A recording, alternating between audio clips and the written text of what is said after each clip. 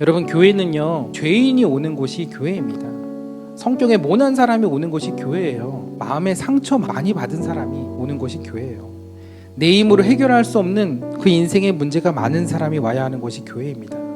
왜냐하면 교회는 그 은혜가 필요한 사람들이 와야 하는 곳이기 때문이에요. 온전하고 흠없는 사람이 나오는 곳이 교회가 아니라는 거예요. 술이 안 끊어지니까 교회 와야죠. 금연이 안 되니까 교회 와야 하는 거죠. 내 안에 거룩하지 않은 습관들이 고쳐지지 않고 변하지 않으니까 성령의 도우심을 받기 위해 나와야 하는 거죠. 언제요? 지금. 여러분, 그래서 은혜는 지금 받아야 하는 것입니다.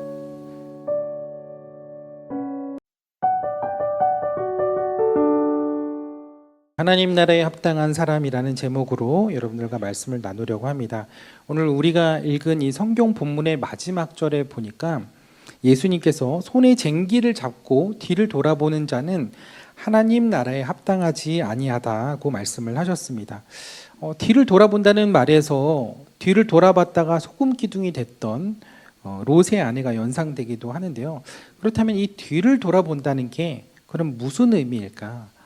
보통 우리나라에선 뒤를 돌아본다 할 때는 이제 후회한다, 자꾸 과거를 돌아본다 이런 의미가 있는데 성경에서 이 쟁기를 잡고 뒤를 돌아본다는 것이 과연 무슨 의미이며 이것이 우리에게 주는 신앙의 교훈이 무엇인지에 대해 좀 나누려고 합니다.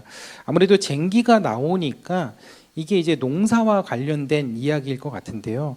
오늘 본문에 대해 나누기에 앞서서 이 성서시대의 이 농경 문화, 이 농사를 짓는 그 환경이 어떠했는지를 좀 설명을 해드리려고 합니다. PPT를 띄워주시고요.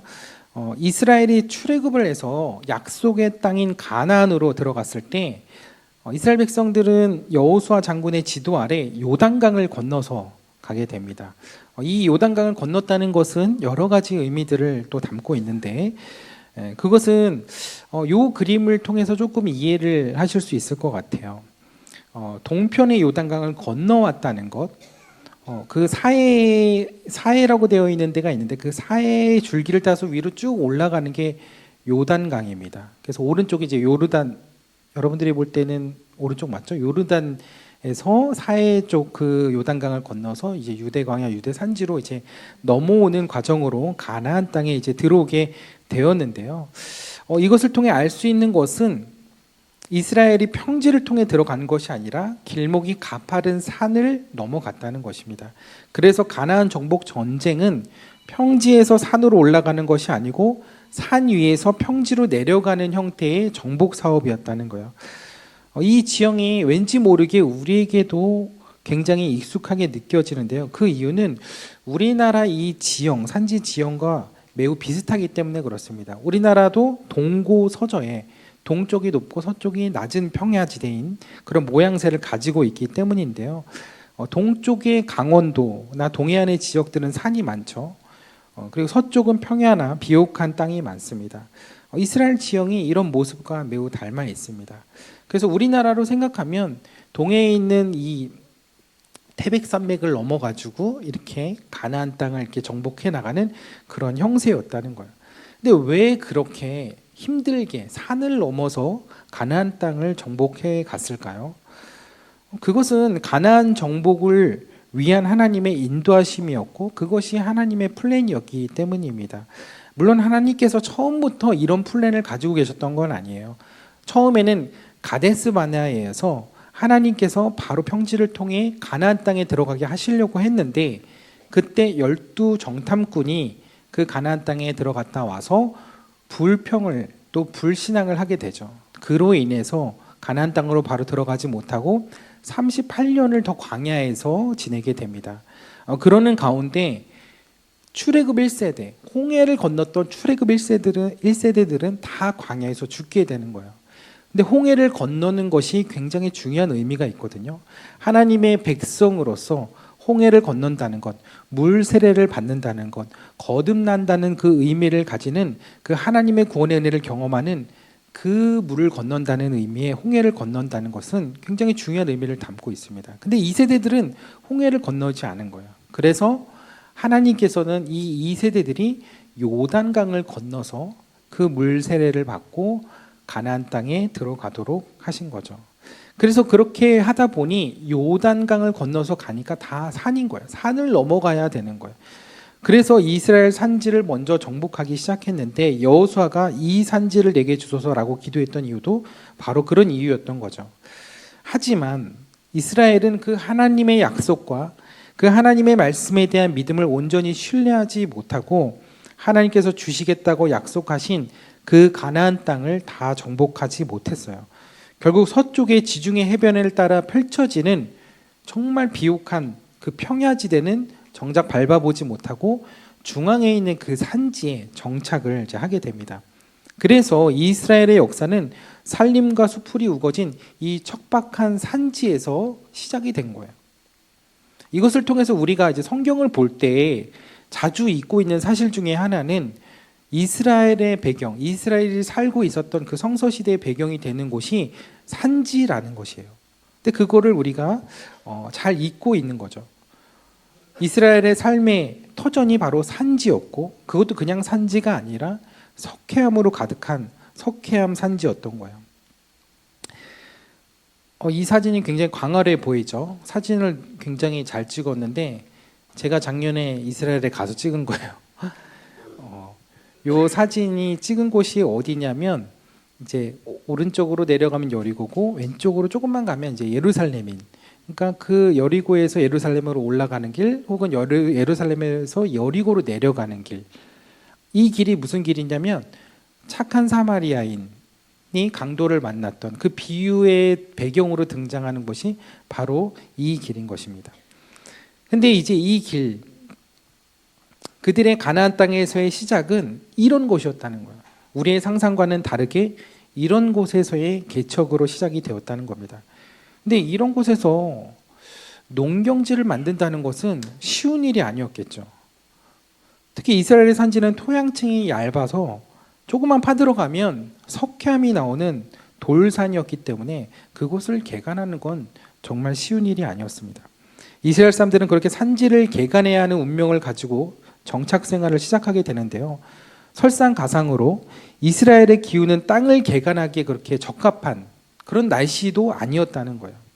그래서 이스라엘의 농사력, 그러니까 이스라엘의 농사가 10월 말에서 11월 초에 이제 끝이 나게 되는데 그때 한 해의 추수를 감사하는 초막절 행사를 하게 됩니다. 근데 그리고 나서 초막절 행사를 끝나고 나면 바로 그 다음 농사를 준비해야 돼요. 그 농사의 준비의 시작이 뭐냐면 쟁기질을 하는 것. 그것으로 새로운 농경 사이클이 이제 시작이 됩니다. 하지만 초막절을 지냈다고 해서 그냥 바로 자동으로 쟁기질을 할 수 있는 게 아니에요. 왜냐하면 4월부터 이어진 그 건기에 그 뜨거운 햇빛 때문에 땅이 쩍쩍 갈라지고 그리고 마르고 단단하게 굳어져서 그야말로 그 땅이 쟁기질하기에는 최악의 상태였기 때문에 그렇습니다. 그래서 쟁기질을 하려면 반드시 우기의 시작을 알리는 이른비가 내려서 그래서 우기의 시작에 내리는 비를 이른비라고 그러고 끝에 내리는 비를 늦은 비라고 하는데 이 이른비가 내려서 이 거친 토양을 조금이나마 부드럽게 적셔 주어야만 했습니다. 하지만 이른비가 내린다고 해도 결코 이 쟁기질이 만만한 일이 아니었어요. 이 쟁기가 히브리어로 마흐레샤라고 하는데 이것은 돌을 파낸다라는 뜻의 하라시에서 온 단어입니다. 그러니까 이 쟁기질이라는 것이 그냥 흙을 고르는 작업이 아니라 돌을 파내는 듯한 격한 노동이었다는 거죠. 그만큼 척박한 토양을 솎아내는 그 쟁기질이 쉬운 일이 아니었다는 것입니다. 근데 더 큰 문제는 뭐였냐면 그 당시에 그 단단한 토양을 기경하고 솎아낼 만한 튼튼한 쟁기도 없었다는 거예요. 좋은 목재가 부족했던 성서시대 이스라엘에서 사용되었던 그 쟁기의 모습은 우리가 생각했던 것과 오늘날 이용하는 그 쟁기의 모습과는 많이 달랐습니다. 그냥 그 쟁기는 두 나뭇가지를 그냥 묶어가지고 만든 초보적인 수준의 쟁기였고 딱딱한 토양을 훑어내기에는 아주 가볍고 부실해 보이는 그래서 심히 불안한 쟁기였다는 거예요. 그러다 보니 쟁기질하는 모습이 어땠을까요? 규칙적으로 깊게 일직선의 홈을 이렇게 쭉 파내는 게 아니고 덜그덩 하면서 불규칙적인 아주 지그재그의 홈을 만드는 그런 수준 정도였을 거예요. 그리고 곳곳에 게다가 바위가 있기 때문에 고운 흙으로 덮인 평야에서와 다르게 그런 어떤 규칙적이고 보기 좋은 홈을 만드는 것도 불가능했다는 거예요. 그런데 이런 상황에서 쟁기도 부실하고 토양도 안 좋고 이런 상황에서 누구라도 정신을 차리고 있어야 돼요. 이걸 쟁기질하는 농부라도 제정신을 차리고 있어야 되겠죠. 그래서 몸을 최대한 앞으로 굽혀서 체중을 실어서 쟁기가 땅에서 튀어나오지 않도록 한 손으로는 쟁기의 방향을 잡고 다른 손으로는 쟁기를 눌러서 땅에 깊이 박히도록 해야 했습니다. 그러면 쟁기와 농부의 몸이 하나가 되어 균형을 잃지 않도록 그렇게 대단한 집중력과 컨트롤을 가지고 이 쟁기질을 해 나갔어야 된다는 거예요. 근데 만약 이런 상황에서 농부가 뒤를 돌아봤다. 누가 불러서 뒤를 돌아봤다. 어떤 일이 발생할까요? 쟁기는 뽑혀지고 소는 소대로 가고 밭을 제대로 갈 수가 없는 거겠죠. 쟁기의 모든 몸과 마음에 집중을 해서 신경을 다 써도 모자라는 판에 누가 불렀다고 누가 지나간다고 뒤돌아보면 이 쟁기질은 온전히 제대로 할 수 없다는 거예요. 그러니 농부가 쟁기를 잡고서 딴 생각하면 될까요? 안 될까요? 지나가는 이쁜 아낙네를 쳐다보면 될까요? 안 될까요? 머리에 이고 오는 새참에 정신 팔리면 될까요? 안 될까요? 네, 쟁기질 할 때는요 오로지 쟁기질에 집중을 해야 하는 거예요. 쟁기질 하면서 다른 일을 생각하거나 병행해서는 할 수 없다는 거예요. 근데 오늘 예수님께서 쟁기질을 하며 뒤를 돌아보는 자는 하나님 나라에 합당하지 아니하다고 하셨어요. 그럼 그 의미가 대충 감이 오시나요? 하나님 나라에 합당한 사람은 뒤를 돌아보지 않는다는 것이고 쟁기질에만 집중한다는 것, 하나님 나라를 일구면서 다른 것에 마음 뺏기지 않는다는 것이죠. 근데 그것의 구체적인 의미를 이건 이제 결론적으로 해주신 말씀이고 이걸 결론적으로 해주신 말씀을 하기 위해서 그 앞서 예수님을 찾아온 3명의 사람의 이야기가 나옵니다. 이 사람들은요 예수님으로부터 따르라는 명령을 받은 사람들이고 그에 대한 답변을 각자 하고 있어요. 비록 나를 따르라고 하신 그 예수님의 말씀이 59절에만 나와 있지만 또라는 말을 통해서 이들은 공통적으로 예수님에게 부름을 받았다는 것은 공통적으로 부름 받았다는 것을 알 수 있습니다. 그래서 57절 말씀에 보니까 첫 번째 사람이 대답을 합니다. 예수님이 어디로 가시든지 제가 따르겠습니다. 그렇게 대답을 합니다. 어디로 가든지 예수님을 따르겠다라고 말할 정도면 이 사람은 이미 마음의 준비와 각오가 된 사람이죠. 근데 주님은 이 사람의 말에 의외로 아주 냉담하고 퉁명스럽게 대답을 하셔요. 그래서 58절에 보면 예수께서 이르시되 여우도 굴이 있고 공중의 새도 집이 있으되 인자는 머리 둘 곳이 없도다 라고 하셨어요. 근데 느닷없이 이게 무슨 말일까요? 어디든지 나는 주님을 따르겠습니다 했는데 예수님은 인자는 머리 둘 곳도 없다 라고 얘기하신 거예요. 이게 따라오라는 거예요? 따라오지 말라는 거예요? 참 이해할 수 없는 대답을 하신 이 예수님의 말씀은 참 우리가 여기서 이 본문을 가지고 이해하기가 어려운데 마침 이것과 같은 내용의 본문이 마태복음에 나오고 있습니다. 그래서 마태복음 8장 19절에 보니까 거기서 얻을 수 있는 힌트 하나가 있는데요. 그 예수님을 찾아온 사람의 직업이에요. 그 사람의 직업이 무엇이었을까요? 서기관이었어요. 서기관이 뭐 하는 사람일까요, 여러분? 서기관은 성경을 기록하는 사람이 서기관입니다. 우리는 지금 아무나 그냥 원할 때 성경을 필사할 수 있잖아요. 그러나 성서 시대에는 아무나 성경을 함부로 읽을 수도 없었고 그 성경을 옮겨 쓸 수도 없었어요. 이 성경을 쓰는 것은 서기관만 할 수 있었어요. 왜냐하면 1.1획도 틀리지 않아야 하고 또한 경건한 마음으로 성경을 써야 했고 성경의 문맥을 바르게 잘 이해하고 파악한 상태에서 쓸 수 있는 그런 특별 훈련이 된 서기관들만 성경을 옮겨 쓸 수 있었기 때문이에요. 근데 이 사람들이 그냥 사명감과 직분만 가지고 이 성경을 필사한 게 아니거든요. 그 사람들도 나름대로 이 고급 인력이기 때문에 특수 직업이기 때문에 많은 돈을 받고 이 성경을 필사하는 일을 했습니다. 한 글자를 한 음절이라고 그러는데 헬라어로 그 한 음절을 스티코스라고 얘기합니다. 그 스티코스, 1스티코스는 16음절인데요. 보통 성경 한 장에 100스티코스의 음절이 있습니다. 그래서 이 100스티코스를 필사하게 되는데 이 100스티코스 단위로 이렇게 비용을 지불하는데 그렇게 한 장을 적게 되면 25데나리온을 돈으로 받게 됩니다. 근데 그 당시에 보통 성인의 하루 품삯이 한 데나리온, 1데나리온이었거든요. 근데 성경 한 장만 적으면 25데나리온, 한 달치 월급을 받을 수 있는 거예요. 괜찮은 직업이죠. 여러분들 같으면 당장에 하시겠죠. 근데 아무나 할 수 있는 건 아니겠죠.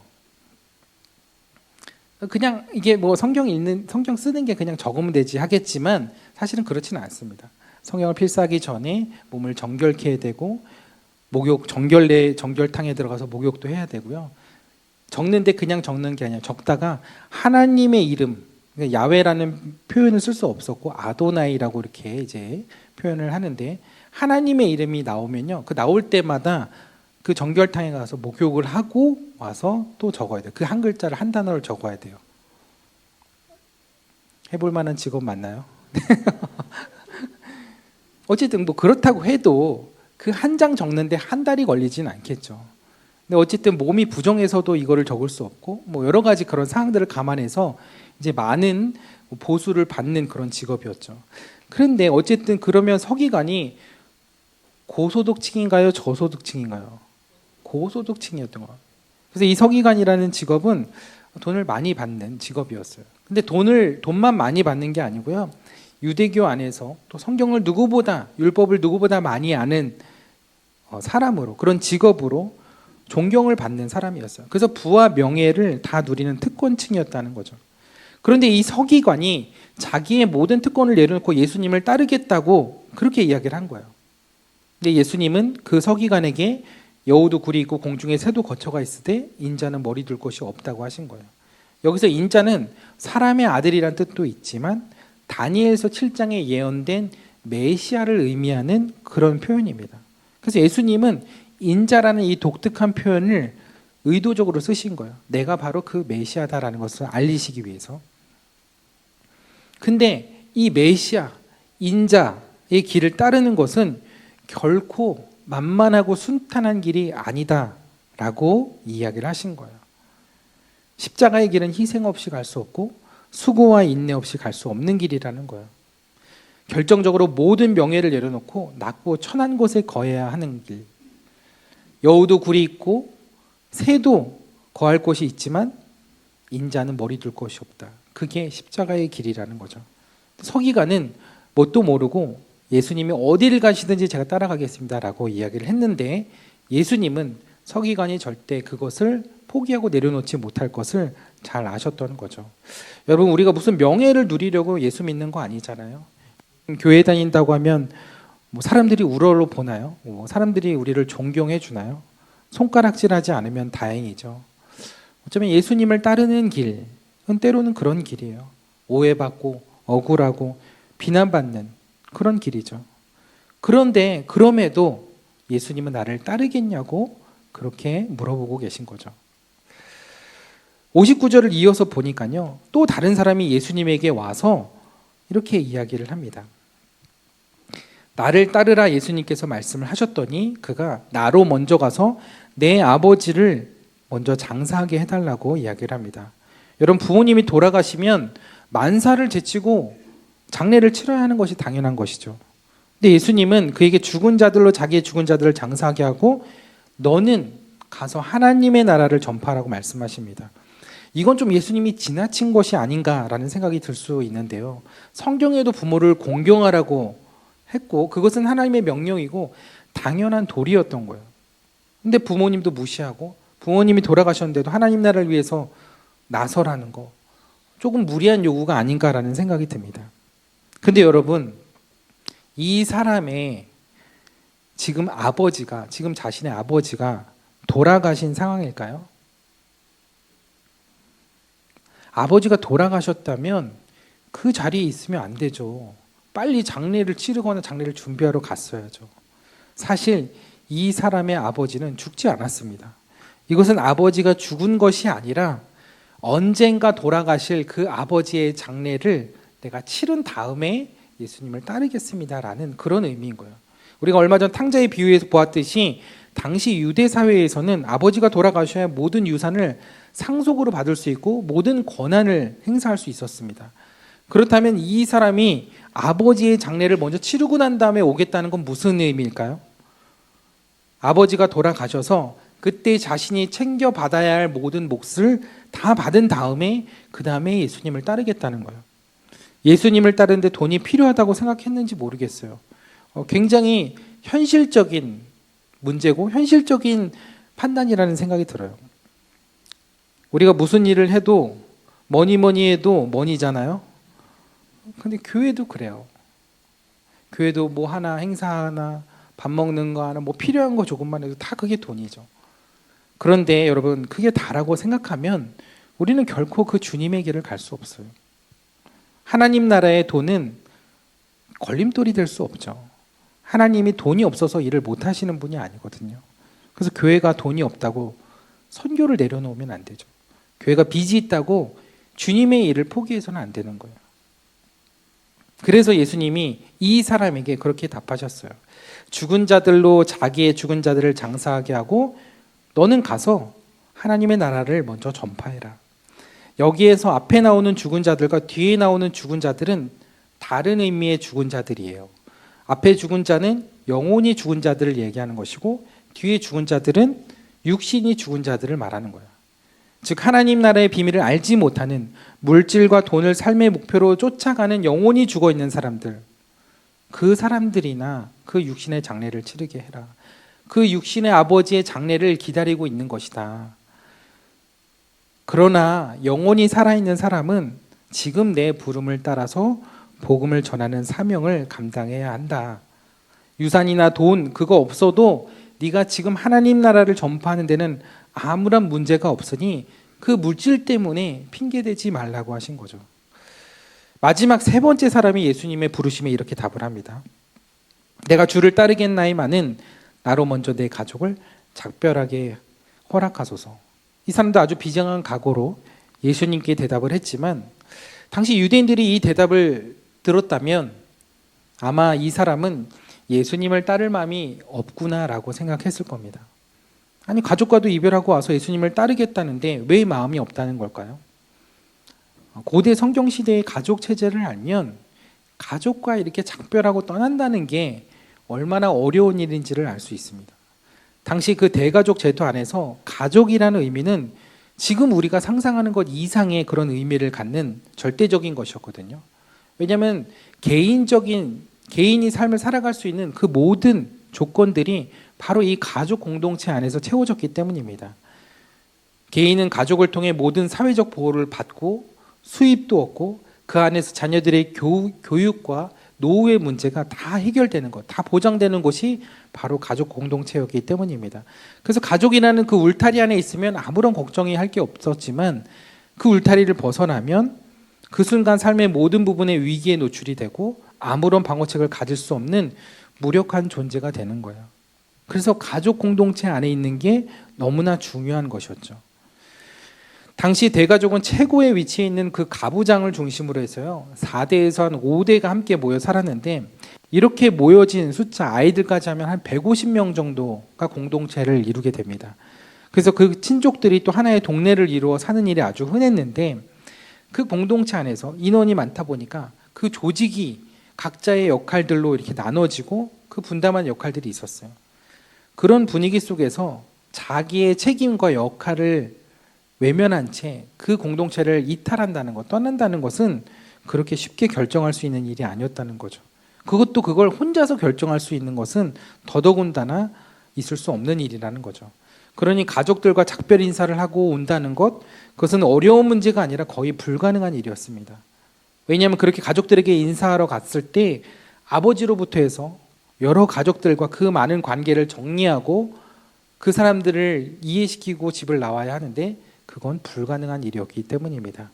그래서 가족들과 작별 인사를 하고 오겠다는 것은 예수님을 따를 수 없다는, 따르지 않겠다는 이야기나 마찬가지인 거예요. 결국 예수님 앞에 대답했던 이 세 사람은 예수님을 따를 수 없는 이유가 있었던 것이 아니라 따를 수 없는 핑계가 있었던 거예요. 명예, 물질, 그리고 인간관계, 이것이 당시에 그들의 삶에 있어서 가장 중요한 가치, 가장 중요한 것들이었거든요. 그러나 그렇기에 그것이 가장 좋은 핑계가 되었던 거예요. 여러분들 삶에도 여러분들에게 가장 중요한 것이 있죠. 그것이 어쩌면 여러분들에게 있어서 하나님 앞에 나아갈 수 있는 중요한 통로가 될 수 있지만 반대로 가장 중요한 핑계가 될 수도 있습니다. 여러분, 이 사람들의 핑계의 공통점이 무엇인지 아세요? 예수님을 분명 따른다고 했지만 지금은 아니라는 거예요. 안 따라간다고 하지 않았어요. 나 예수님 따라갈 거예요. 꼭 따라갈 거예요. 그런데 지금은 아니에요. 근데 여러분, 이것이 오늘날 사단이 우리에게 가장 많이 사용하는 전략이라는 거죠. 영국의 유명한 작가 C.S. 루이스의 스크루테이프의 편지라는 소설책이 있는데요. 이 책의 내용이 굉장히 흥미롭습니다. 왜냐하면 이 책의 주인공 스크루테이프, 스크루지 영감이랑 상관없어요. 스크루테이프라는 이 주인공은 사람이 아니에요. 이 스크루테이프는 악마입니다. 악마가 편지를 쓴 거예요. 누구한테? 조카 악마에게. 그래서 스크루테이프는 아주 능숙한 노련한 악마인데 사람들을 어떻게 하면 넘어뜨리고 하나님과 멀어지게 할 수 있는지에 대한 전략과 노하우를 아주 많이 가지고 있는 그런 노련한 악마였어요. 그래서 자기 조카이면서 신참인 웜우드라는 악마에게 31통의 편지를 써서 네가 앞으로 이 악마의 일을 잘 수행할 수 있도록 내가 조언을 해줄게 하면서 이 편지를 쓴 거예요. 근데 그 중에 그런 내용이 있어요. 인간에게 계획을 하게 해라. 정말 좋은 계획을 하게 도와줘라. 그리고 그걸 내일부터 하라고 해라. 왜냐하면 인간에게는 내일이 없기 때문이다. 사단은 우리에게 좋은 것들을 계획하고 결심하게 합니다. 그러나 그 계획을 행동으로 옮기지 못하게 하는 것이 사단의 전략의 키포인트인 거예요. 여러 가지 이유와 핑계들로 오늘 말씀으로 살아가지 못하게 하고 오늘 그 믿음으로 행동하지 못하게 하면서 오늘은 아니지만 마치 내일이 그것이 가능할 것처럼 우리를 속입니다. 그러나 우리에게 내일은 없는 거예요. 내일은 또 다른 오늘이고 그때 가서 또 다른 내일을 다시 찾을 것이기 때문에 우리에게 그것을 실천할, 그것을 행동할 내일은 오지 않는다는 거죠. 여러분, 개구리 턱에 수염 나기를 기다린다라는 말 들어보셨어요? 네, 저만 들어봤나 봐요.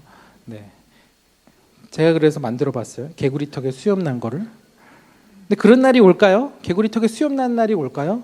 그런 날 오지 않습니다. 개구리 턱에는 수염이 날 일이 없기 때문에 그래요. 마찬가지로 우리가 하나님 앞에 정말 온전하고 순결하고 완전히 준비된 모습으로 하나님 앞에 쓰임 받겠습니다. 하나님 나라를 전파하겠습니다. 그 날이 올까요? 그런 날은 오지 않습니다. 제가 예전에 교회 나오지 않는 어떤 남자 성도님에게 교회 한번 나오셔야죠 라고 했더니 목사님, 제가 아직 죄가 많아서 지금은 못 가고요. 일단 술 끊고 담배 끊고 그러고 가겠습니다. 그 말이 교회에 오겠다는 말 같지만 어떤 면에서는 나 교회 안 갈 거예요 라는 말처럼 들릴 수 있어요. 어쩌면 술 끊고 담배 끊고 성경 좀 읽다가 은혜로 좀 채워져 가지고 오는 날, 그날은 개구리턱에 수염이 난 날입니다. 결국 오늘 예수님의 부르심에 답했던 이 세 사람의 답과 다르지 않다는 거예요. 그런 날은 오지 않습니다. 그리고 그런 사람은 하나님 나라에 합당한 사람이라고 할 수 없는 거예요. 여러분, 교회는요, 죄인이 오는 곳이 교회입니다. 성격에 모난 사람이 오는 곳이 교회예요. 나 죄 다 용서받고 회개하고 나 성격 다 가다듬어 가지고 좋은 성품으로 인품으로 그렇게 오는 곳이 교회가 아니라는 거예요. 마음에 상처 많이 받은 사람이 오는 곳이 교회예요. 내 힘으로 해결할 수 없는 그 인생의 문제가 많은 사람이 와야 하는 곳이 교회입니다. 왜냐하면 교회는 그 은혜가 필요한 사람들이 와야 하는 곳이기 때문이에요. 온전하고 흠없는 사람이 나오는 곳이 교회가 아니라는 거예요. 술이 안 끊어지니까 교회 와야죠. 금연이 안 되니까 교회 와야 하는 거죠. 내 안에 거룩하지 않은 습관들이 고쳐지지 않고 변하지 않으니까 성령의 도우심을 받기 위해 나와야 하는 거죠. 언제요? 지금. 오늘. 여러분, 그래서 은혜는 지금 받아야 하는 것입니다. 고린도후서 6장 2절에 보라 지금은 은혜 받을 만한 때요, 보라 지금은 구원의 날이로다 라고 했습니다. 그래서 우리에게 필요한 것은 은혜인데요, 그 은혜를 붙드는 것은 바로 지금이어야 한다는 거예요. 우리의 삶을 뒤흔들 것 같은 경제적인 어려움, 미래에 대한 불안, 관계로 깨질 것 같은 두려움, 어떻게 보면 그것은 우리가 하나님 앞에 나아가지 못하도록 우리 가운데 주는, 사단이 주는 그런 마음일 수도 있습니다. 그러므로 우리는 오히려 그때 우리의 연약함을 인정하고 고백하고 믿음을 선포하며 망설임 없이 주님께로 나와야 하는 줄 믿습니다. 아니, 내가 이 쟁기로 어떻게 이 땅을 갈어? 이 쟁기로 내가 뭘 할 수 있어? 라고 생각하면서 쟁기도 잡아보지 않은 사람은 결코 그 밭을 갈 수 없어요. 씨를 뿌릴 수 없어요. 비록 연약하지만 그 부족한 그 쟁기를 나의 믿음으로 삼아서 그 주님을 바라보며 나아갈 때 그 땅을 기경하고 그 땅을 갈아엎고 그 땅을 좋은 밭으로 만드시는 분은 바로 하나님이신 줄 믿습니다. 그래서 우리는 우리의 시선을 우리의 문제와 우리의 환경에 두는 것이 아니라 우리에게 은혜를 베푸시는 예수님께로 향해야 하는 줄 믿습니다. 우리의 삶의 문제가 많을수록 우리가 집중해야 하는 분은 세상이 아니라 바로, 문제가 아니라 바로 예수님인 겁니다. 우리의 삶의 고민과 갈등이 많을수록 우리가 더욱 묵상해야 하는 것은 주님의 은혜인 거예요. 우리의 삶의 길이 되시고 빛이 되시며 생명이 되신 그 예수님을 바라보고 그렇게 묵상할 때 우리는 우리의 삶에 새로운 길을 보게 될 줄 믿습니다. 그러니 여러분 손에 쟁기를 잡고 뒤를 돌아보지 마시기 바랍니다. 우리 손에 믿음의 쟁기를 꼭 쥐었으면 우리의 시선과 우리의 마음과 우리의 생각이 뒤를 보는 것이 아니라, 우리의 환경을 보는 것이 아니라 우리 앞에 계신, 우리의 앞서 가신 그 십자가를 지고 가신 그 주님께로 집중하며 그 주님을 따라가며 그 앞을 향해 우리가 나아갈 수 있게 되는 줄 믿습니다. 그래야 그 거친 땅 위를 지나가는 동안 그 쟁기가 요동치 않고요, 우리의 험한 삶이 기경되고 좋은 밭으로 만들어지는 거예요. 그러므로 우리가 그 주님의 이끄심을 따라갈 때 세상과 현실의 그 마음과 시선을 뺏기지 않고 핑계하지 않고 믿음의 눈으로 주님을 바라보며 지금 결단하고 지금 은혜 받고 지금 믿음으로 다시 세워지는 저와 여러분들의 삶이 될 줄 믿습니다. 그래서 하나님 나라에 그렇게 합당한 주님의 백성으로 또 한 주도 살아가시게 되는 저와 여러분 모두가 되시기를 주님의 이름으로 축원합니다. 하나님, 우리가 주님의 부르심에 기쁘게 응답하지 못하고 또 우리의 삶의 환경과 여건으로 인해 주저하고 망설일 때가 있었습니다. 여전히 내 삶의 짐들과 문제들이 그 부르심에 나아가지 못하는 이유와 핑계가 될 때가 있었습니다. 주님, 우리의 연약함을 아시지요. 우리의 마음이 주님께로 나아가고 싶지만 그러지 못하는 우리의 연약함을 아시지요. 주님, 우리가 그 마음이 결심으로 결단으로 머물지 않게 하여 주시고 세상의 어려움과 세상의 환경에 뒤를 돌아보지 않게 하시고 담대히 주님만을 향해 나아갈 수 있는 저희들의 삶이 되게 하여 주옵소서. 내일이 아닌 오늘, 다음이 아닌 지금 그 주님의 은혜를 구합니다. 이곳에 주의 성령으로 임하여 주시고 은혜에 은혜를 더하여 주옵소서. 이 시간 그 주님의 은혜를 내가 받고 주님의 말씀에 순종하며 나아가기를 원합니다. 우리 주여 한번 부르짖고 기도하겠습니다. 주여!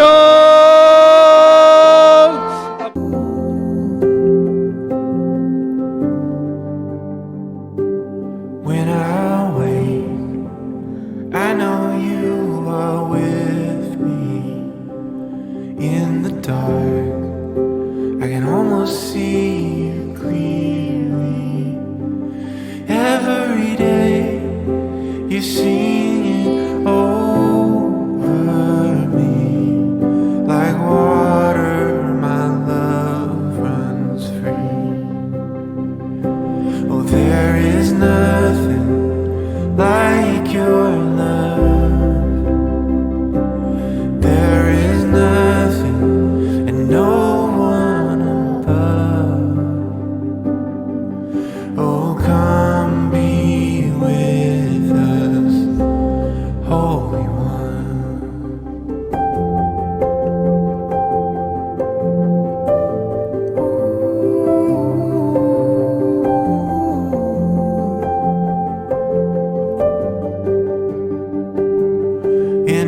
my pain. I know you can feel it. There I find the comfort in your spirit.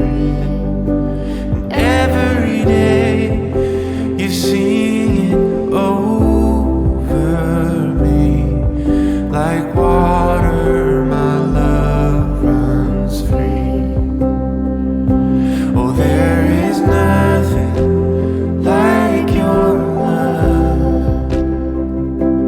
There is nothing and no one above.